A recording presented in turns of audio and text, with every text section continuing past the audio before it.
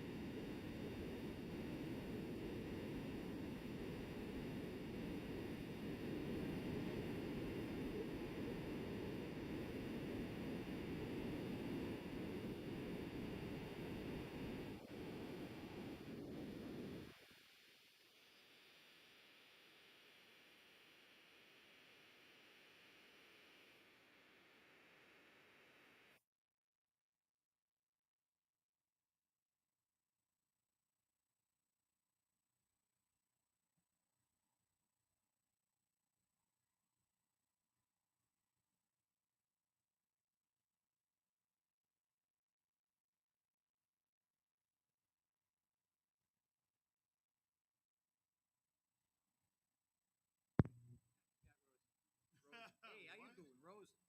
You got Rosen on the drums, man. Rosen them sticks. And, yeah. I feel you on that coochie food. That's how you feel. Well, I got to get up every day, man. I got work to do. We all do, don't we? Anyway, this is Jason Grant. If you don't know who Jason Grant is, Jason, tell us a little bit about yourself, man. My name is Jason Grant. That's all I can do. Well, man, I'll tell you what. Your last name is my first name. That's all that Not to be matters. confused. You know? So don't go there, all right? Because you guys will be bumping into each other. Well, Jason, I've been knowing you for a hot minute. What's it been? It's been a while. It's been like almost 15 years. I feel like it's longer than that, right? I feel like it's... Well, I started my shop 15 years ago, and I think you were one of my first to come through. Man, I remember this guy when he was like just hustling, hustling playing at church.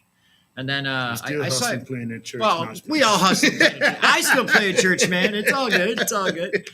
But yeah, man. I mean, you came into my house and my one car garage back in the day, and we used to hash it up over there, and I used to tweak your stuff and get you right. And man, I've seen you grow. I've seen you just flourish, and I've seen you play with some amazing artists, and one of them I'm going to touch on is Nick Leone. Don't make me cry, man. I know. We lost Kahari, we lost Nick, we've lost a lot of greats, Man, for real.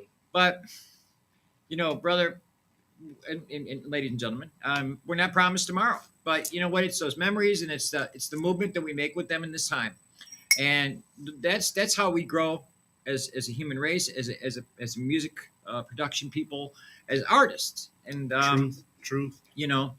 I saw you do a lot of great things with Nick. Tell me a little bit about some of your stuff that you've done with him. Oh, man. Playing with Nick was like some of the best times of my life musically.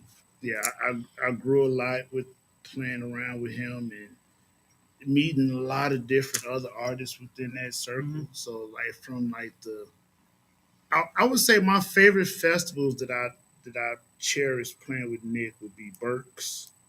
Burke's, okay. Which is down in Reading, Pennsylvania. Mm-hmm. And then Rehoboth Jazz Festival, which is in Rehoboth, Delaware. Okay. And Seabreeze. Oh, yeah, I remember the Seabreeze Panama one. City, Florida. Yeah, that was... And those were some good times. Yeah. And all those three festivals there, it's not so much about the music mm-hmm. and the gig, it's about the hang. Right. Because you see all the musicians that play for all these other artists that's all in one building. Right.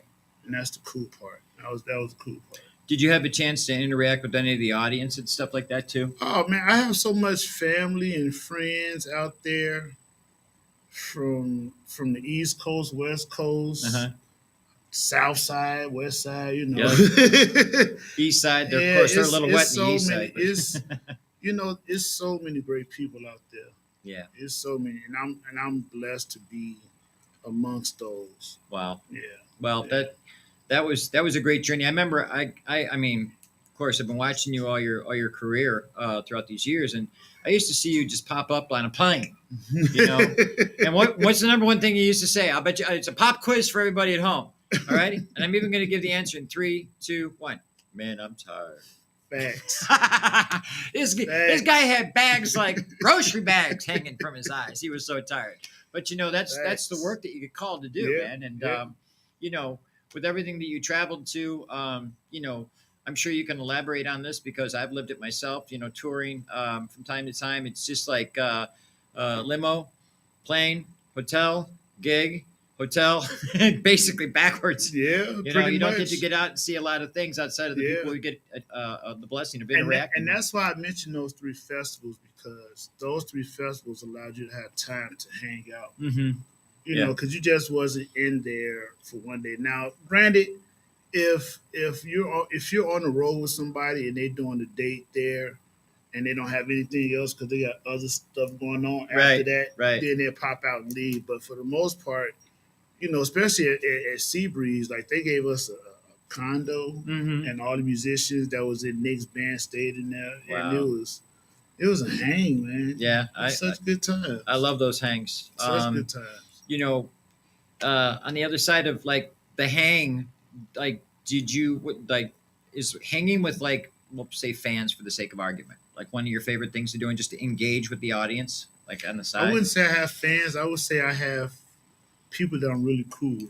Well, fans is a loose term, you know that, because what we've become today in our society, it's basically what you're doing. I mean, from what I can see, because Nick, for instance, was known for his music. Everybody came out and you were the foundation of that movement of his music, and that is so important because being biased as drummers, I guess, but holding it down with that rhythm section, you know, and the bass players that you got to work with. Who were some of your favorite bass players to work with? I don't know if Nick had ever switched them out, but Yeah, Nick has several bass players. My first gig with Nick Corleone was at Jazz Kitchen in Indianapolis, okay. Indiana, and on that gig was Tim Gant on keys. Tim Gant and Lamar Jones was on bass. Oh, well, Lamar, didn't he also play with Kahari? They was like they was the team that was with the smooth jazz crews and other things around the city and artists and stuff like that. So them two was like locked in like thieves, playing with each other on different sets and stuff. So that was a cool time with them. That's awesome. Yeah. Who else is in the then after Lamar? Tim Sizer came into the picture. Player, great bass player here in Chicago, Tim Sizer. Okay. Then this guy out of Denver, Colorado named Vernon Barbary. I've never heard of him. Yeah. No?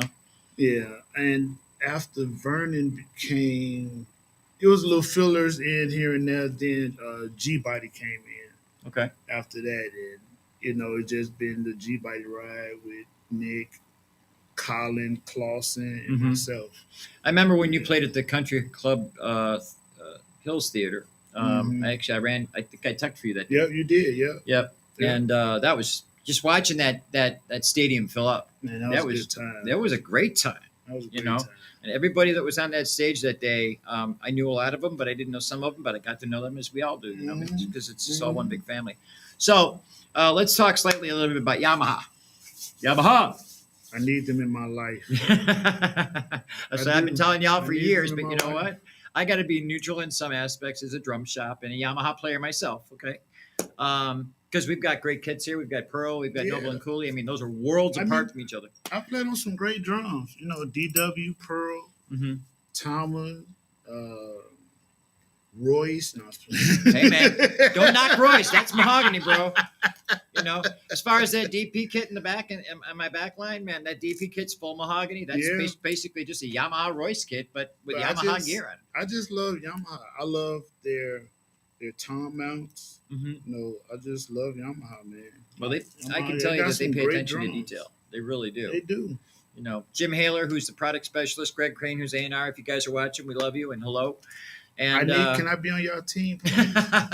Greg, you really should talk to him because he pulls in ratings, so he's going to be good on that. And I'll vouch for him right here on the air. So how long have you been playing Yamaha now? I got to ask these important questions, brother.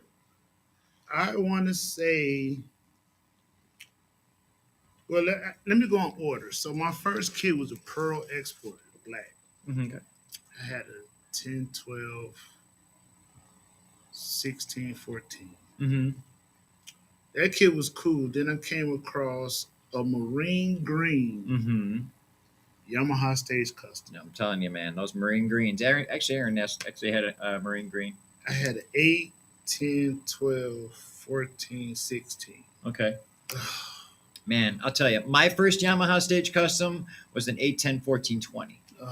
Oh, yeah, I had the 22. Man, that kit, man. Oh, you're going to tell me. I know. I ran the Fusion circuit for years on that thing. And what's funny is another drummer in Chicago by the name of Lil Gerald Gray called Lil Yeah, I know Gerald Gray. Yeah, he had that same kit too. Yeah. Yeah, man. That kit was... No. He had another kit that was the same color. Remember that purple Stage Custom Advantage I used to have? The black to fade purple, right? Yeah. I remember that. And I had that same kit. Yep. Man, I could bore you with how all that came to market too, and change it in, change it out. I saw that same kit floating around on Marketplace not so long ago. Really? Yeah. No kidding. Same kit. Yeah. I was on the Yamaha drum group just the other day, and I've got a secret weapon coming out for Chris Noonan, but we're going to hold that aisle right now until that that one I showed you. So that. But there's some really big things tied to that kit that's going to be coming out pretty soon. And there's another Yamaha artist that had a purple kit, and it was like I think it was a purple wrap. You know, Who was that? I wish I could remember the guy's name. He was just one of the fellows in the group, but I think he was selling it or showing it off or something. And purple's personal because it can mean a lot of things to a lot of people. But that particular kit, and then there was another gentleman on the same page in the Yamaha drum group, or I should say drum closet. Pardon my French. And because it's French, it goes around the world. Right. But he had his kit custom painted purple sparkle. Mm-hmm.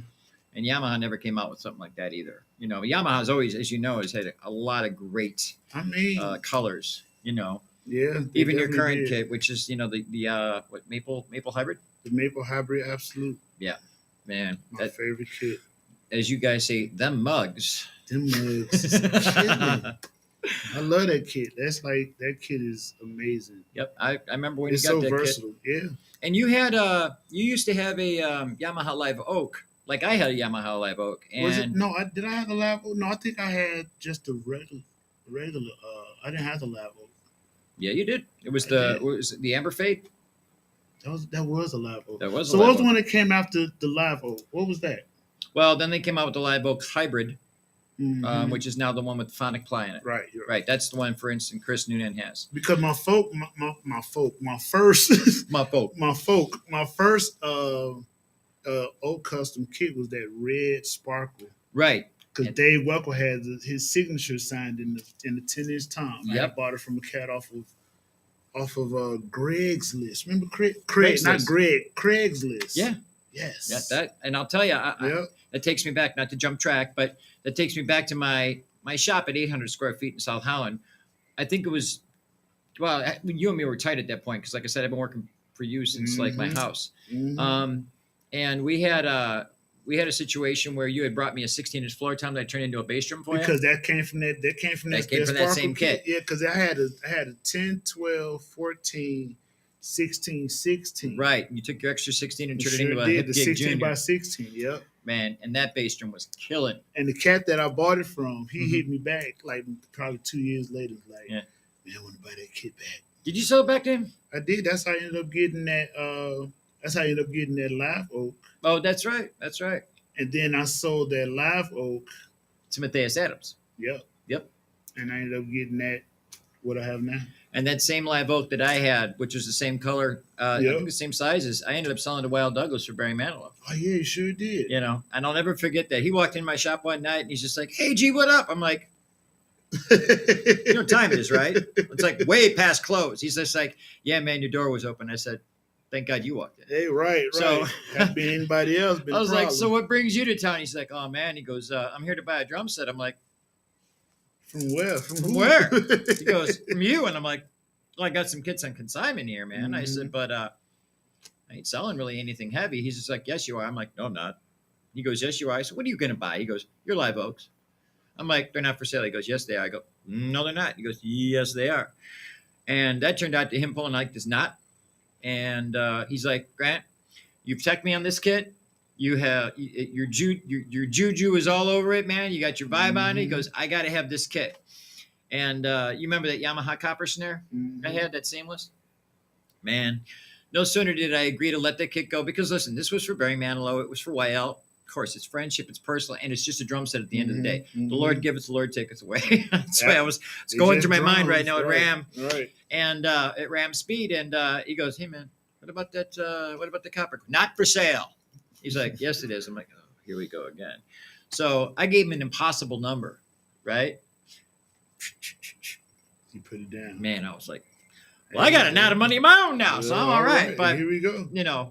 It had to happen. But here was the magic of that particular situation. I'm sure you've had the same thing with even like selling off some of your own drums. They're going to come back to you and they're going to be like, "Man, I can't thank you enough for that transaction, because that just was a next level sound for me."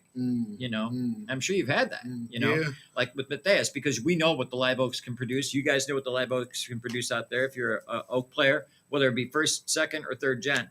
And I got hit back from YL shortly after that first opening tour Mhm. with Barry in Vegas, because I literally sold him that kit.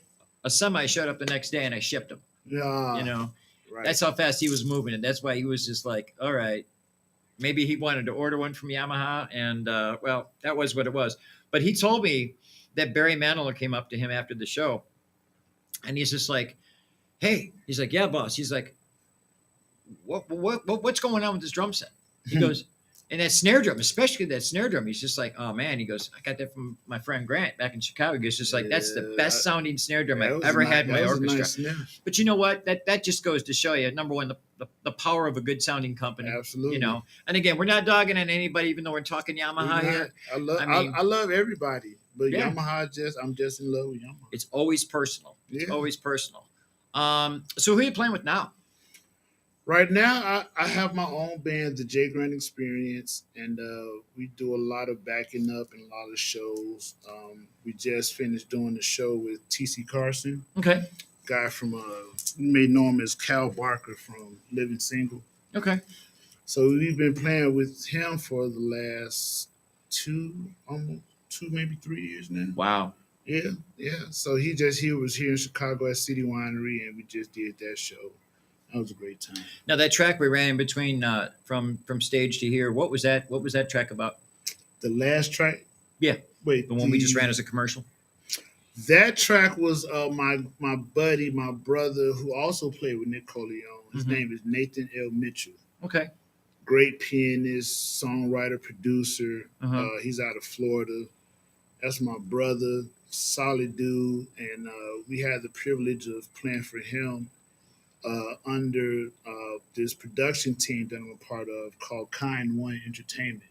Okay. Under Kendria, and she's a great woman, like phenomenal. And she brought him into town, and she wanted my band to be the MD, and of course Nate wanted me to be the MD because we know each other. We played for each other with Nick and stuff, so we'll play with each other. Pause.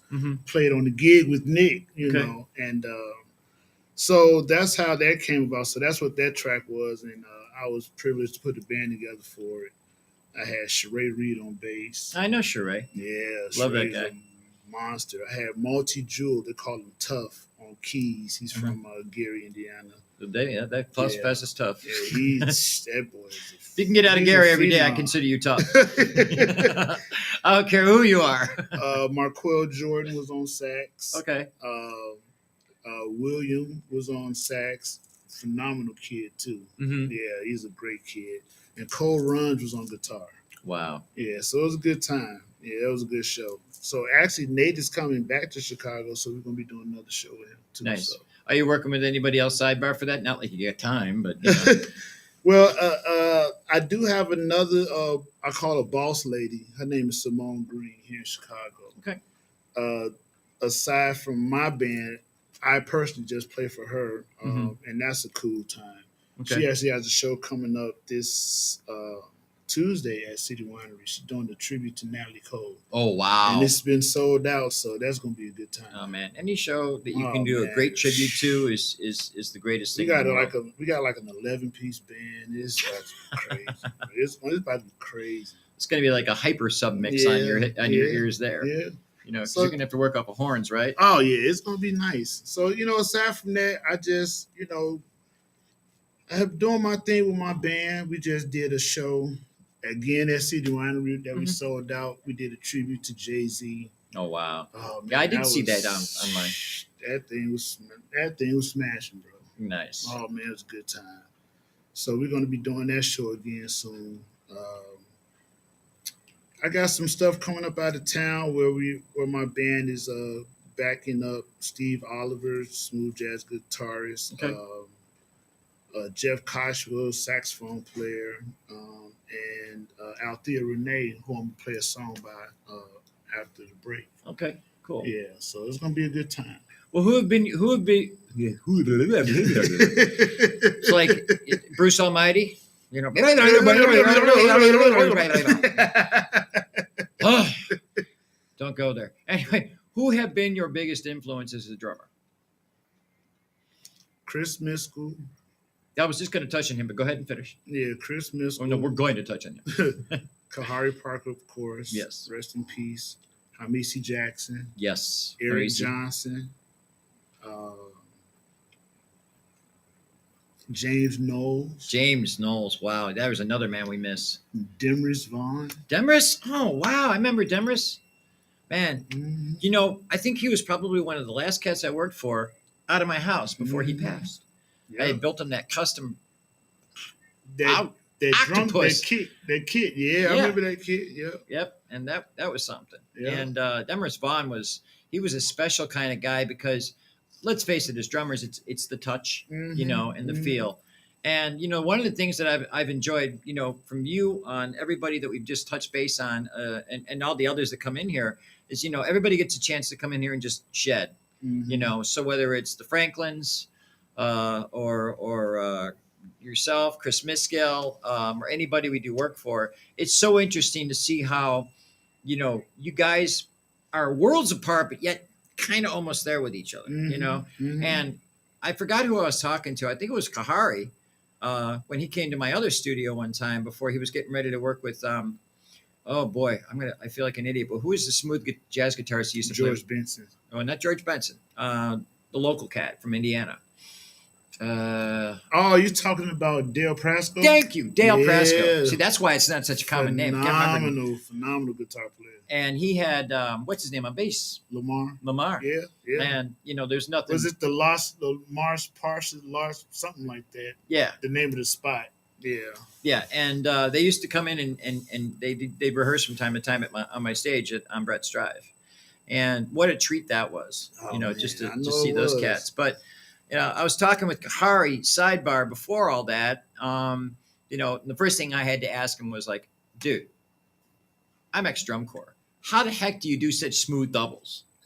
I mean, his stuff was just, it was, Kahari was just so clean and proficient. yeah. Every note. It was crazy. It was very influencing, you know. I mean, It's we all what- got doubles. What's crazy is that when you hear a player so much, you can tell who they are even if they're just on somebody's record. Right.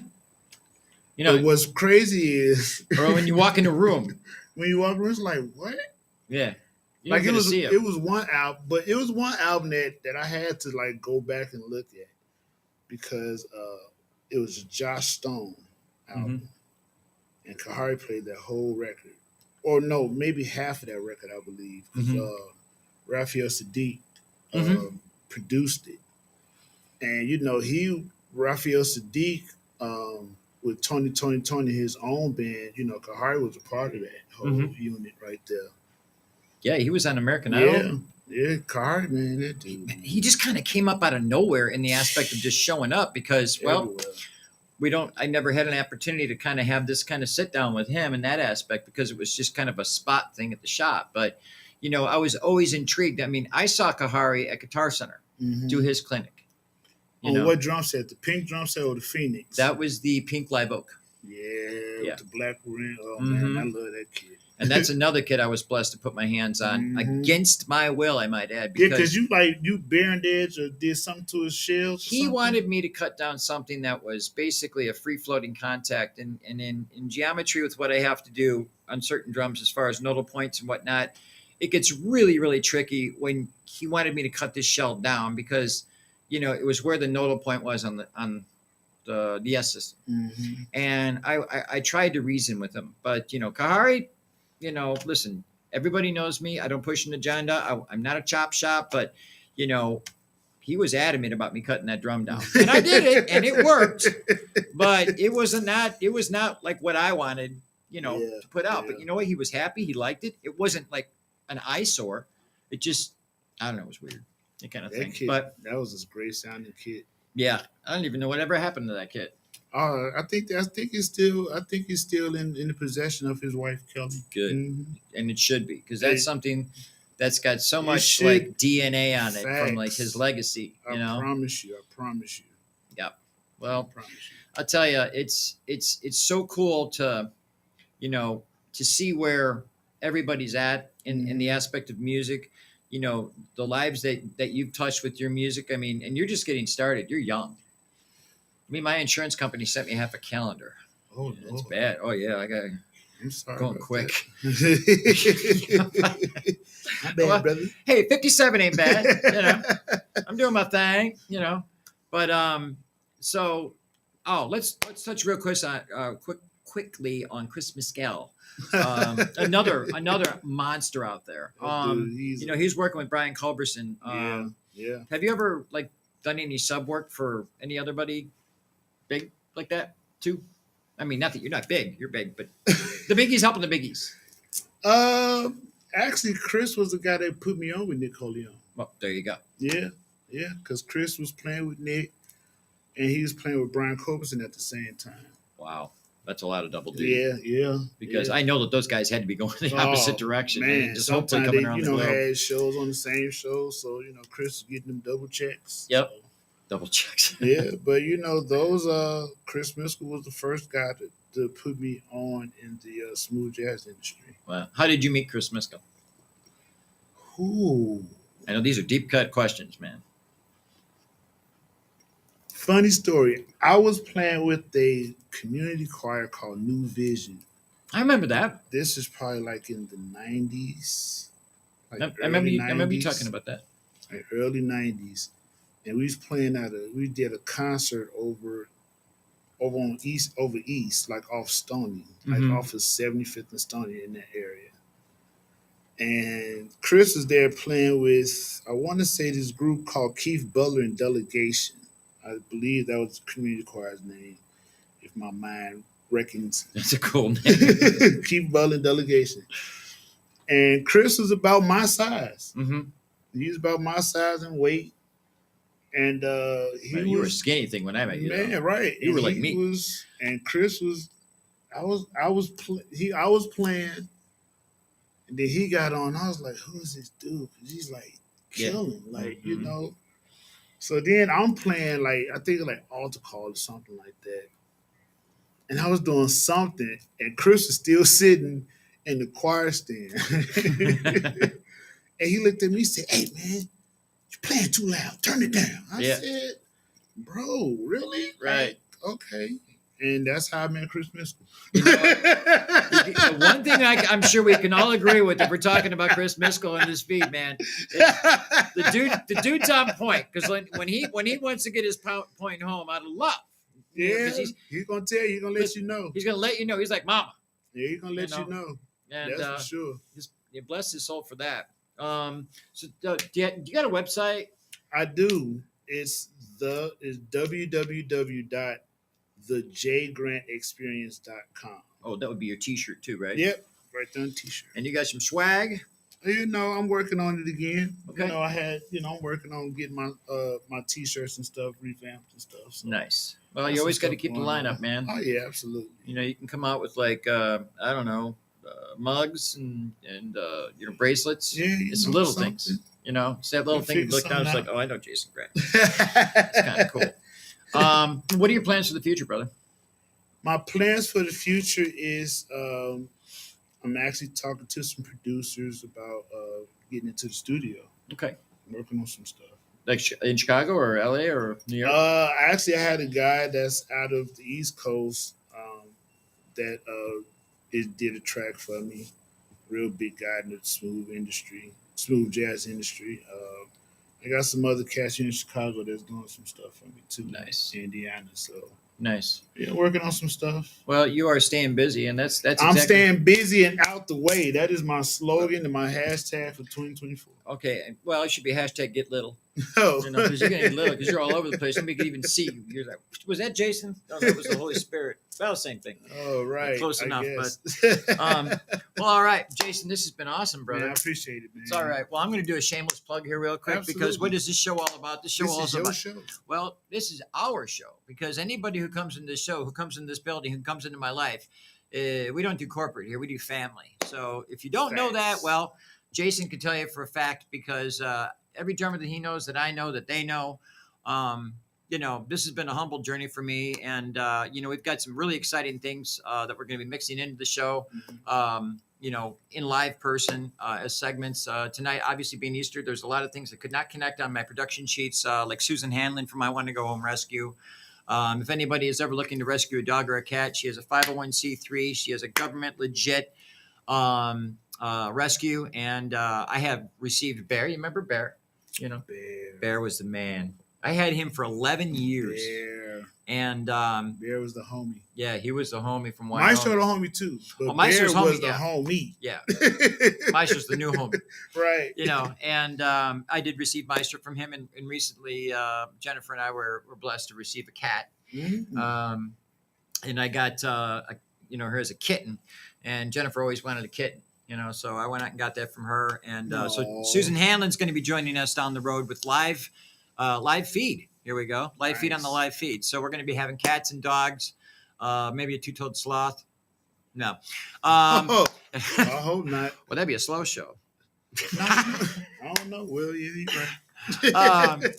And in other things, we're going to be having a segment for drum sets for sale. So just really quick, we got a Noble and Cooley that is available here that our friend Artie Baladacci, who was a big drummer for Hartsfield and amongst others, a great, worked at Midwest Percussion. You remember that place? Oh, I know. That was Miss Midwest Percussion. that's like losing Kahari. That And they place had was some like a great staple. drums and snares there. Yeah, man. Well, you know, Artie, he's up in age now, and he was he just Mhm. made a decision he had to let some stuff go. So I've got a couple of you know, snare drums from him from DW and Pearl, and we've got this wonderful Noble and Cooley maple, which is their high end one. It's a 5-ply steam bent maple, It's a and nice looking kit. he paid close to $7 to $8 grand for that thing back in the day, and now he's letting this go for a blessing without a scratch on it with a 13.6 for $4 grand, no tax. So come on by and let's talk about that. Drop Over them here. dollars. Drop them dollars. It's like the bingo table. Bingo. And over here we've got actually one of Pearl's better midline kits. You know, which is the it's a maple decade. I couldn't say that at the Maple angle, but Decade. yeah, and I think that the decade is right up there with the new Yamaha Maple Tour Yeah. Customs. Yeah, You know. the Decade sounds good, but I still like Yamaha. Well, yeah, I mean, it sounds great, you know, but again, what do we know about drums? Drums are actually our sound. You know, It's true. that's our footprint, that's our brand. And I've even talked to guys who said, "Man, I can't even sit behind an X particular badge because I don't feel I look good behind it." Now we got OCD. When you got that kind of OCD, You ain't lying. I ain't lying. I You never ain't lie. lying. And last but not least, I am now also the proud owner of a very big production company called OneForShow.com. And we are a stage, light, sound, and audiovisual company, which you are actually seeing this show on some of our cameras right now. And we are available, you know, throughout the season. And I've been putting the feelers out there. And, you know, honestly, all I can do is just vibe it that way because, well, marketing's marketing. And I would like to think, just because of my relationship with everybody that I know, I got a good thing to bring to the table because I think you know that I know that you know that there are not any mid-sized companies out there anymore. They've Yeah. kind of all been chewed up. Yeah, I feel You that. know. Yeah. And that's hurt a lot of people because, you know, even somebody in your position, if you were running a production, if you go to a big company, they're going to just sell you whatever they want. You're never going to see their numbers. And Mhm. it's a certain, like, being gullible kind of thing. But with us, my numbers on my website are transparent. Mhm. You can see everything. So you can actually work with your budget. Mhm. You know, Mhm. you'll see your subs, your lines, your mics, your speakers, your line arrays, See everything. everything, Yeah. you know. And I'm excited about that because, you know, the process that I always have has been kind of with that as it has been with the drum shop. You know, nobody likes numbers that are out of the range when they have a need, you know. So with the flexibility that I've even given you, because I remember the days when, you know, you were hustling and you didn't have Mhm. all the money. I worked with you. I worked with Absolutely. everybody out there. I'll do the same thing with the staging company. So, Absolutely. you know, on a hypothetical number, if you got a $5,000, you know, stage that you want to rent and you're coming up with like, oh, say 4,500, we can work, we can talk. You know why? Because it's really not about the money for us because I've opened up so many revenue streams. Mhm. And I'd like to think on somewhat of a production thing between rehearsals, the drum shop, blah, blah, blah. The staging company falls under all that as a different umbrella. So it just kind of works out for the best. So oneforshow.com, and feel free to call me, hit me up, and I know he's going to start telling people about it Absolutely. because he's been staring at my lion race. I have. So right now we could feed 3,000 ears or 3,000 people, which is 6,000 ears. That's Do a that good- 20 that's a times, good unless they time. got one ear. But then we got issues. We do have Everyone's going to issues. face you like that. Yeah. But That's mean. And you gonna have me do this. all right, well, we both gonna walk out. All right, you walk out with your ear that way. I'm gonna walk out with my ear this way because we're gonna go back to the stage and do another track, brother. Let's do it. All right, everybody, I love you, Jason. Bring it in, brother. Man, I love you, brother. so glad you came out, man. Thank you, man. Ladies and gentlemen, please support my friend, my brother, Love Jason y'all. Grant. Thank y'all. And I want to thank you personally for. I'm sorry about the calendar bump, but coming out on Easter. I do know you said you had some family to see today. I hope you got to see them. Mhm. It must have been okay because you're still alive. I am still Yeah, alive. well, family. So we'll leave that there. So let's go do another track and Yes, pull the sir. plug. All right.